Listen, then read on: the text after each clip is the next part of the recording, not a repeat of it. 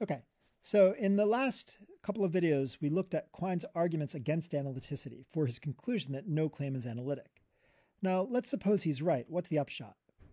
Well, it follows that the approach to philosophy that's common to Frege and Carnap, which focuses heavily on analyticity as a way to uncover philosophical truths or resolve philosophical problems, is deeply misguided. So if Frege and Carnap are right that analyticity is central to doing philosophy, then there are analyticities. But if Quine is right, then there are no analyticities, and therefore Frege and Carnap are wrong that analyticity is central to doing philosophy. The way they go about doing philosophy is just deeply misguided. Now, again, Quine frames this as a point about empiricism, as a dogma of empiricism. So that claim that there are analyticities is a dogma of empiricism, which Quine then rejects. And it tries to create a sort of undogmatic empiricism to replace it. But Quine's argument is equally an argument against rationalism, against non-empiricist views that maintain that there are analyticities and that they play a central role in philosophy. Okay, so there's the upshot of the first dogma. Now, I just want to point out briefly that this isn't just about analyticity. So you might say, okay, so Quine has shown us that analyticity is no good, that statements are never true in virtue of their meaning alone, but the propositions expressed by statements can be true in virtue of the relations between the concepts that constitute those propositions.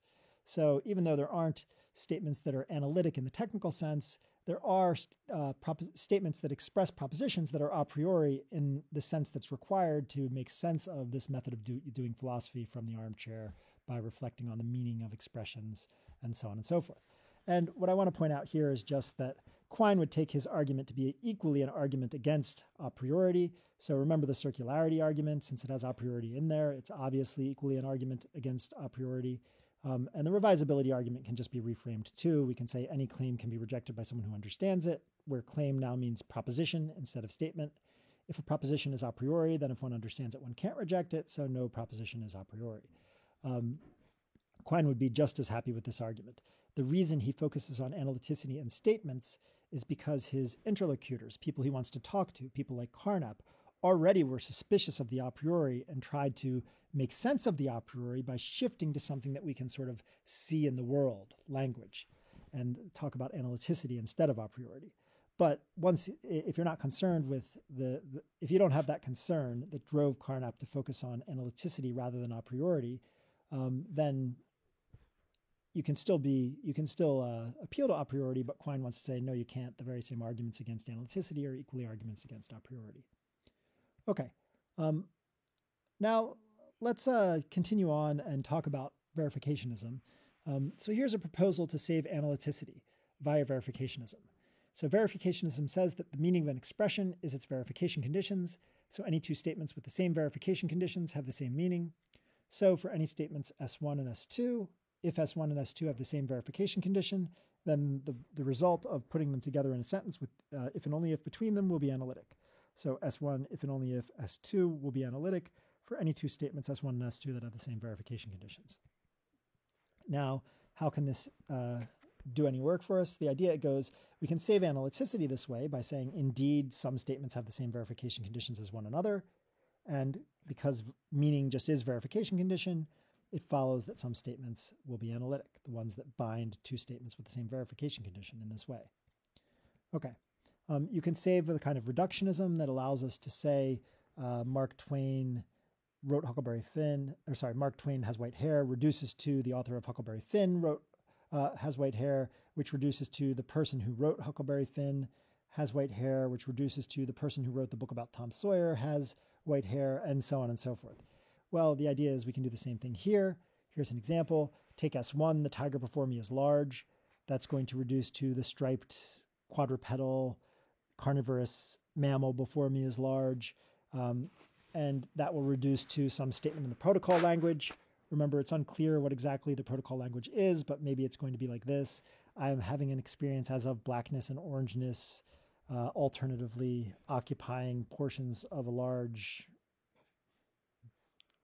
shaped thing, and so on and so forth.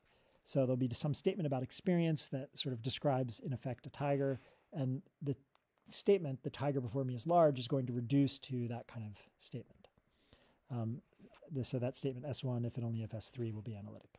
So verificationism provides enough analyticity to reduce S1 to S3. And so it can do the work that Carnap wants it to do, and presumably the work that Frege would want it to do too. Okay, so how does Quine object to this view? Well, he says, look, these descriptions of experience are kind of nonsense. And I think this is plausible. So when he says, like, basically he's like, try and do it. Try and actually give a description of your experience such that you get an analytic sentence. So such that you get, like, the tiger before me is large, reducing analytically to I am having an experience of blackness and orangeness alternatively, and so on and so forth. He says that you can't describe your experiences that way. And anyway, what's in the protocol language? Is it just talk about colors and shapes at locations? Is it just, is it high-level things like tigers? Like, tell me more about that. And I think, again, there's something to this objection. The second objection, though, is the more interesting one, and this is where we get to the second dogma of empiricism. And the objection goes like this. Quine says, our statements about the external world face the tribunal of sense experience not individually, but only as a corporate body. And I'll just very briefly give the idea, then we'll stop this video and continue with it next time. But here, very briefly, is the idea. No statement taken by itself has a verification condition.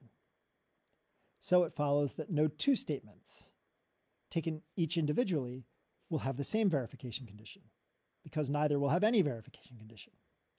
Rather, it's only every statement about everything that you'd ever want to make that has a verification condition.